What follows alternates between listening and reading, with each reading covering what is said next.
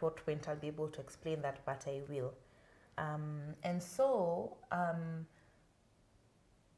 come 2012, I was also tired. I was tired of what's wrong with you? As in, why can't you just go to class? Like, because when I did go consistently and whatever, I would do really well. Yeah. So the issue was not the lesson. The issue was just getting there. And so, I mean, yeah, so even I was also getting to that point where I'm just tired. I'm tired of this lifestyle I'm living. I just feel like I'm an empty vessel. Yeah. Yes, I'd made friends and lovely people, but there was just something in me that it's like it's nudging you for those ones for there's something wrong and you need to get your life in order. Right. And so the same thing happened to me. I mean, I've been going to church all my life. However, I've been going to my parents' church. So at this point, my sisters have joined a different church. You need to just kill that more. No, don't kill it. I've become those guys. Gently No. take it away and It's an animal. anyway. I love it. So at this point, my sisters had started attending this same church that you're talking about. And I guess from hearing them talk about it, I'm like, wow, I also want to come. And I started attending this church. And same experience, I was like, wow. I mean, church is fun. Like, I want to come to this church, not because my dad is telling me, not because my mom is telling me, because I want to come. So there was it gave me that feeling of, come, here's a space for you. Right. So I find this church. At this point, I've also decided to just quit all these bad habits that I was in. So quit alcohol. So this is 2012 I think. or 2013? So I guess now by the beginning of 2013. Yeah. I think for me I started coming to the church in 2013. Okay. So 2013 I decided I'm done. I'm done with that lifestyle.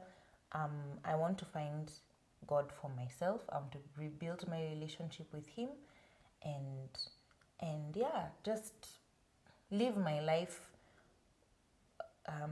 boldly for Christ. Okay. Yeah. So now we are in the same church. All right. Yeah, so now we talk about how now we met, because now we're in the same church. Yes. Okay. Still building on maybe some of the challenges that Okay, got it. could have gone. Yeah. Yeah. So Mwende has walked you through her journey. So what's interesting is at this time, we're both broken. Clearly. We are finding God in this same space. Now, the only difference is, for me, I didn't necessarily grow up in the church. I come from a family that's very liberal when it comes to faith. I mean, they pointed us to church, but it was optional. Yeah. From Because you went as a child. You told me your mom took you. She did, and she did a fantastic job, but to a certain degree. Then now, I think they're like, okay, cheers. Now decide. Now you choose what direction you want to go. So, and then for me, I was a bit disconnected with the faith. Like, I did this thing as, can I say, a best practice in life, you know? To be just a good human, what do? You go to church, you come back, but you know, that is now living that duality, which we will need to talk about, because living as a Christian is a lifestyle. It is not something you pick up today and you drop tomorrow, and then you show up different ways, because that's now lack of integrity. But besides the point, I started to now like this church that we are going to. Okay. Because I felt that there was little judgment, or close to none, and it excited me. Like, I mean, there were fun things to do, and the chicks were hot. That I can tell you for sure. I used to sit at the back. I'm like, what? Kumbe wako hapa. Kumbe when they hide in Nairobi, this is where they come. I'm like, noted. So I think I just had a more holistic experience. Now, remember, still lifestyle holding me back. So what do? I come back next week. But this time I come back, I'm like, no, I won't come back hanged. I'll go out, but I'll leave the club early so I make it to church in time. Which I did.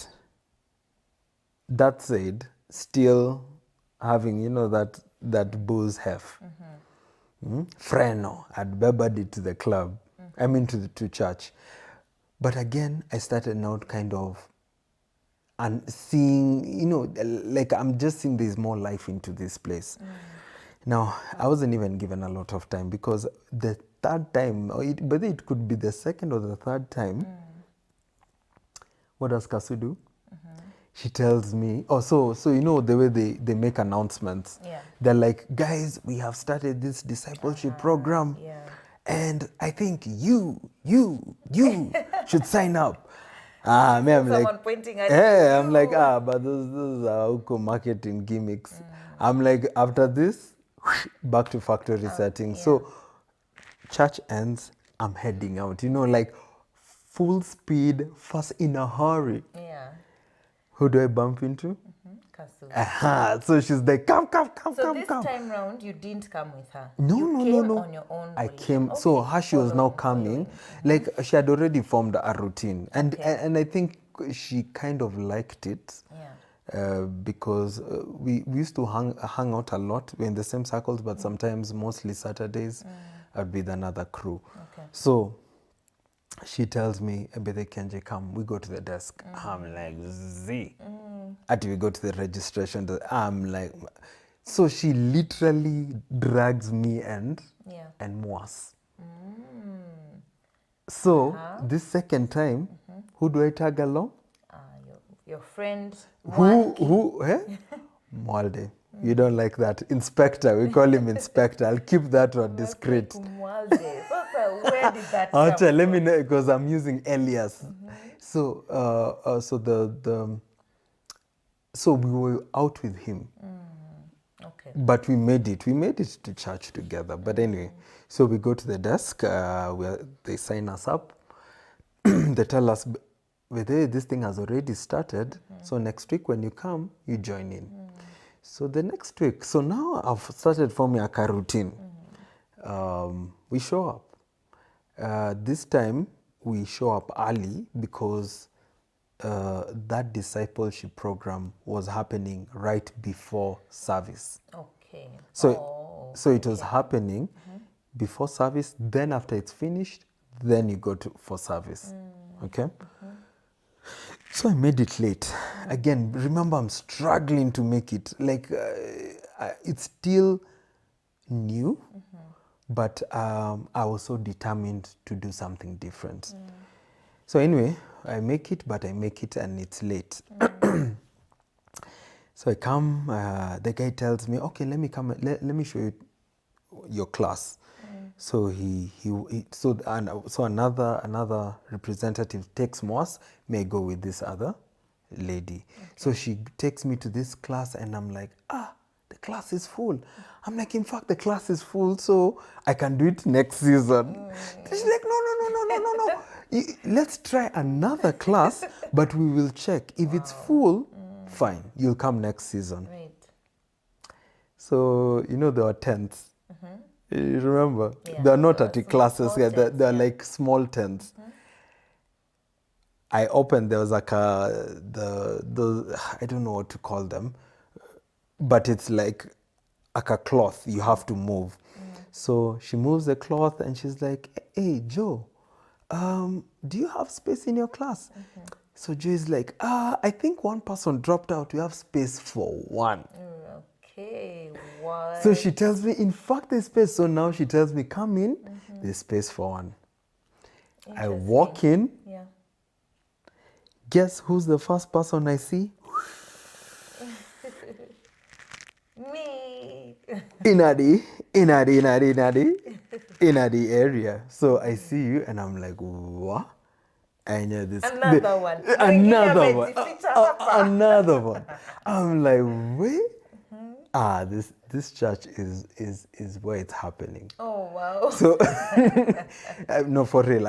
Because I mean you're looking very nice, and I remember you're wearing a maxi dress. I remember to the T exactly. It was a white maxi dress. It was floral, and you had sandals and just a nice cute clutch bag. Yeah. So I sit next to Joe, and that's how we met. So now we go into class. I don't focus much because now I'm looking, who's this, who's that? Can I speak to this one? You know how it is. Yeah. Yeah. So that's how we first met. That's how we first met. I mean, I just to bring myself also up to speed where I'm at this point, I'm also signing up for this class. For me, nobody forced me. In fact, no one forced me. I signed up for the class because for me, I've come to actually find Christ for myself, to build a relationship with Him. And I hear there's this class, and I'm like, you know what? I should give it a try. So I sign up. I'm in this class, and I mean, I guess you joined the class. I think the first time I remember talking to you, first you'd share a lot in the class. Like you were the light of the class. Let me say I was you'd outgoing. make light of the conversations. Yeah. You'd contribute. You'd ask questions. So of course someone would know, like, this guy is in the class, you know. And then I think the first time we talked was one of the first classes. They set up this like a speed dating sort of setup where get to know the person, like ask them any question within a 30 seconds. like 30 seconds. Yeah. So you sit across each other, then after the time is up, move to You the move next to the chair, next move seat. to the next seat. And that's the first time you and I talked. Remember, I mean, one of the first things I noticed, you are wearing a watch. Of course, aside from just your presence and your demeanor, the way you'd contribute to the class, the other thing I noticed was your watch. And I keep wondering, why did I notice that? But I feel like maybe I was just like, this is someone who knows where he's going. Honest time. Ungejua. Ingejua. Okay, the things we just start building in our heads, perceptions we create about people. But anyway, yeah, it's interesting, but that's one of the things I remember I noticed. So, Okay. I mean, from here, we start building a friendship, I think, through this group. And outside of church, we start building a friendship and getting to know each other. I think one of the challenges, or one of the things I see contributed to a lot of the things that came after, was first how quickly we progressed in terms of even where we'd hang out. Yes, so after we spent a lot of time together. Yeah. One. And then, like, every time after church, we'd hang out. And sometimes it was this place, opposite church. Like, we'd go grab some cheap soda, share, even sometimes, or most times.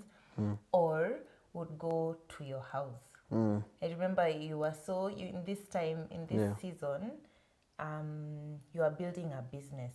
Right. So you had built... you are working on a logo and you wanted to show me. Also, you are a photographer.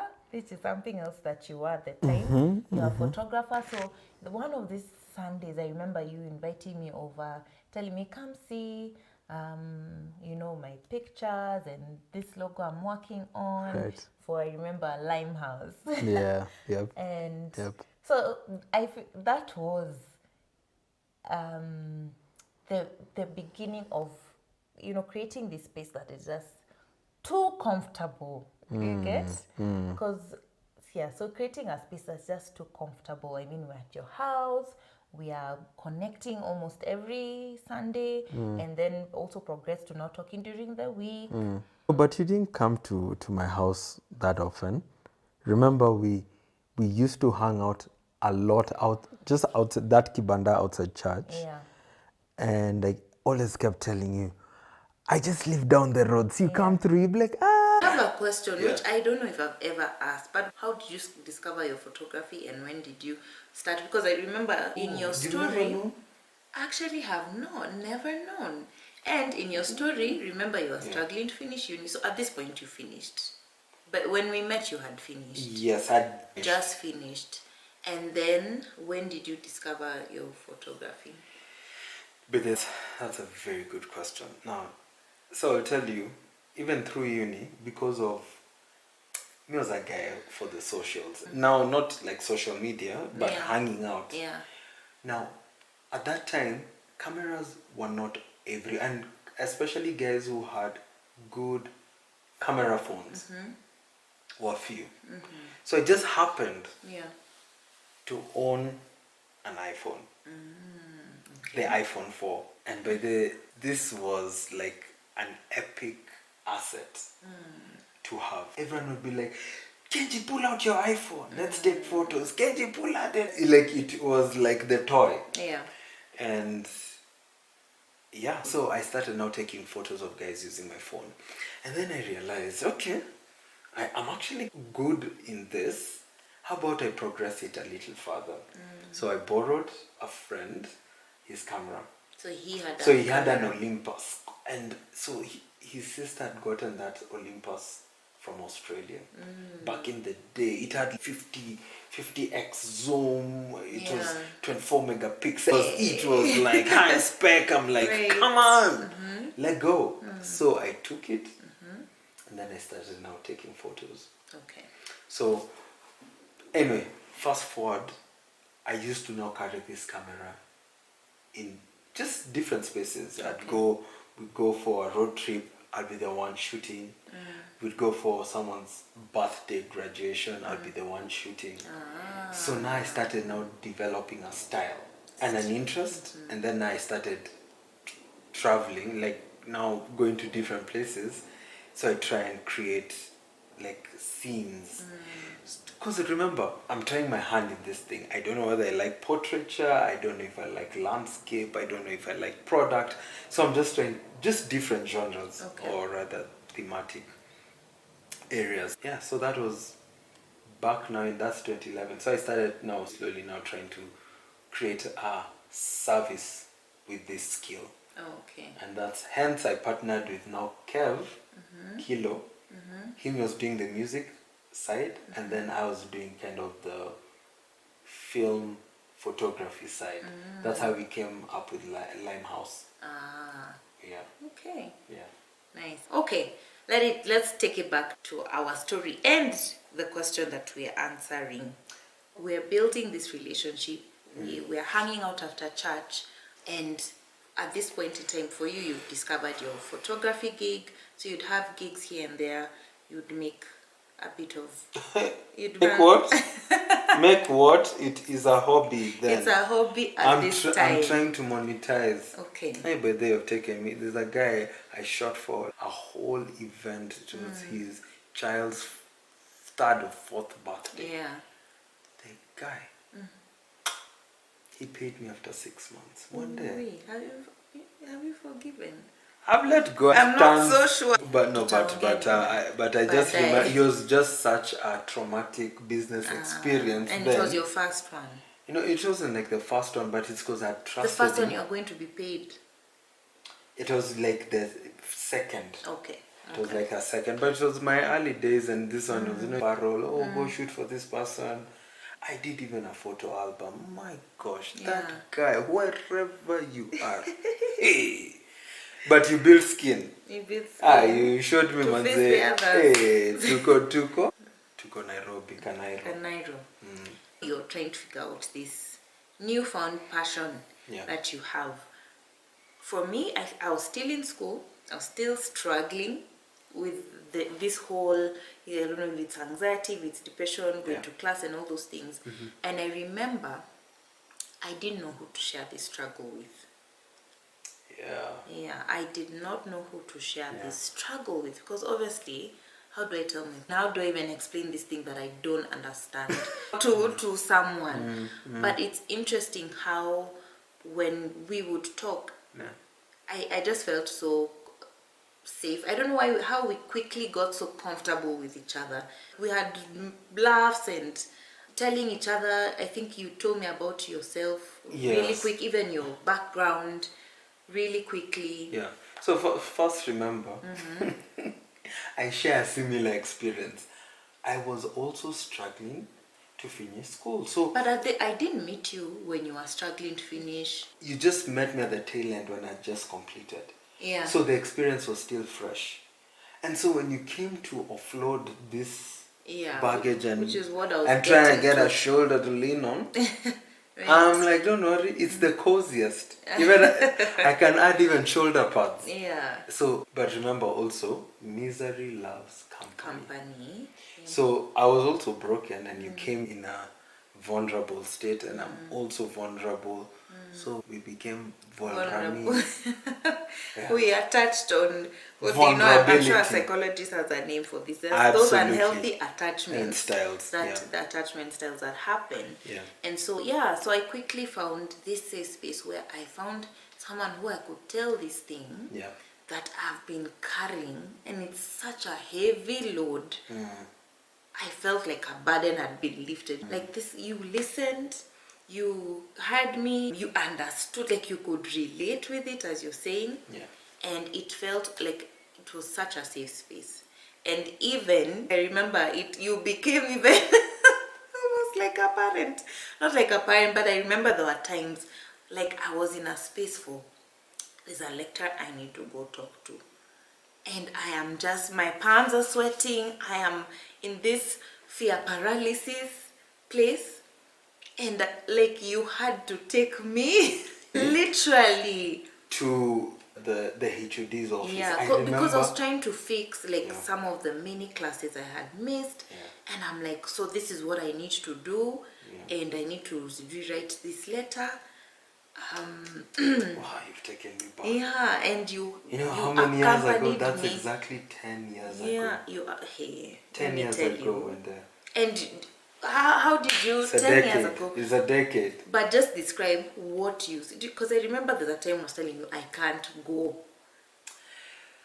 Okay, there's a part of me that understood and was compassionate towards that side. Yeah. But there's also a part of me that knew you had to pull through, regardless of the emotion, to see this thing done. I remember you'd say so that. I would listen to you, but I'll tell you, okay, babes, let's park that emotion. Yeah. What do we need to do? Yeah. We need to see that lecturer. Let go. Let's go. So we go. Then you're there trying to talk me out. Even if they tell me, I think he's not in the office. I'm trying to call him. His number is not going through. I'm like, okay. So if his number is not going through, who else can help? But I remember I was at this time, I like literally can't breathe. I'm just like, oh my god. No, I wasn't taking that answer. But remember, I'd gone through it. And I'd gone through it first high through the experience, but at the same time with a lot of pain. And it's just because also my family had just given up on me in that area. For real, they were tired. They were like, huyo lost kid. Huyo atajipanga na hiyo degree. Akitaka kumaliza malize. Hivi ataka kutangatanga tange. I'm like, okay. I guess this is just up to me. So anyway, I think... So you felt, were you playing the role? You maybe hoped, you saw yourself like, this is what I would have needed someone to do for me. Yeah.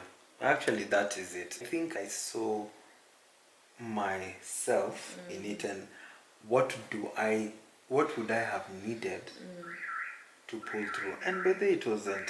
It was just, all you needed was someone you could share your frustration, just a ventilation. Yeah. And also someone just to support you in terms of the actions. What's supposed to be done? X, Y, Z. Let's list it down. Because also you can develop now I've understood your personality. Yeah. And then you can make up the stories in your head. Absolutely. And you build mountains and concrete jungles. Yet the answer is simple. Just show up. And remember, the minute you're showing up, things were getting done. Yeah, things were getting done. In fact, I remember there were times when now I had gotten that, okay, now I'm back in, I've fixed, I've worked on things. Yeah. Like I'd even be on the dean's list. I remember even that time you were surprised, but anyway, I would even No, be babes, you're brilliant. It's that fear thing, yeah, and that's why I'm also really proud that you started this podcast because it's missional for you, and I don't know where God will lead you with this, but I know you create an authentic space for people to talk about those seasons in life. And those are not easy stories. You need that level of vulnerability for people to connect and now understand the lesson. Absolutely. So even for us, that moment, because if you tie it back to the question, those challenges, they're also wounding us. Don't forget, we are humans, we are spiritual beings having a human experience. And our souls can get scarred by life experiences. Absolutely, they do get and scarred. The people that hurt us are not the people who are far, are the ones around us. So I feel like we had carried pain, and it's like we have created now a space for us, the hurt ones, with us against the world, baby. And not to, and which is not also the most ideal, because sometimes in that pain you have a filter towards life. You don't have the real perspective of things. So sometimes you also need someone healed or someone who's past a certain season to pull you up. Just take a breather. Just put your head up. Take a breather before you go down. Absolutely. Yeah. So I think I had walked a step or two ahead. So my work was like, it is possible. You can do this. You can do this. Yeah. You're absolutely right. I think in that period of time, you've said it so well, and I don't want to belabor the point, but we were really just pained individuals, building a relationship, friendship, a connection, but we had not looked at the experiences we had gone through and the wounds we had carried to process them and actually learn from them. See, the way you're saying the curtains were pulled back, where you see yourself, you're like, okay, this is not okay. And if I bring it here, I'm going to end up hurting this person. So it's like we did not have that wisdom and that lens that could see ourselves from outside, to be like red flags. Us, we're just seeing, like me, I'm just seeing this safe space. Wow, he understands. So empathetic, so supportive. Which you, in those moments you were, but the truth is we are broken. Another challenge I remember is at this point, because I'm pursuing Christ and trying to do things differently than I had done before. Now I've met you in church. There's this thing when a Christian girl meets a boy in church, you're just like, hey. Yes, Jesus loves me. He is the one. He is the one. Yeah, so I just felt, wow, Mungu amenionekania. But truthfully, I did feel that way because, not only because of the church thing, but our conversations, aside from this being a safe space, bringing the difficult things that we couldn't talk to anybody else about, we also discussed God and the Bible. Yes, we did. And went deep with that. Had very interesting conversations. So that I remember myself having a moment and looking, I'm like, wow, this dude, as in, anyway, let me tell you, there's that point in time, I actually felt like I saw something different that was in you. So now I don't know if now I don't feel like it was the lens that I was operating in. It could have been, but I also feel like I saw like the potential. No, but I feel like I saw the guy that you are today that time. It's almost like I had an outer body experience of, this is different. Yeah, and I think also that those ingredients that I've talked about made me now quickly start opening my heart to you, to the possibility of hey, I like this guy. Yeah. Yeah. Yeah. You wanted to add something. Okay, so it's more or less the fact that because we are both broken and vulnerable, and we've created this space, a lot of times our wounding fast-paced some things, and that's how we ended up getting our child outside wedlock. 6 months in. 6 months in. Meet So people need to understand this. Yeah. This was not the natural progression of things. We were out of the program in around, it was like April, if I'm not wrong. October, Yeah. you were carrying my child. Yeah. October. These are people who've known each other in about 6 to 8 months. So what does that show? Yeah. And I feel a lot of people get into those situationships out of woundedness and creating what they call safe spaces without accountability and without a proper lens of life. Right. And then I don't believe God works in a vacuum. He works in our experiences. So we can't isolate him and say, we'll pick you up on Sunday, but you and I can do all these other things. Let's do us. Yes, let's do us during the week, and then we show up as perfect people on Sunday. It doesn't work like that. So I felt our lifestyle and the choices we made, especially towards our vulnerability, led us down that path very quickly. Wow. Yeah. I think I'm just gonna pause right there for this part 1 of this episode.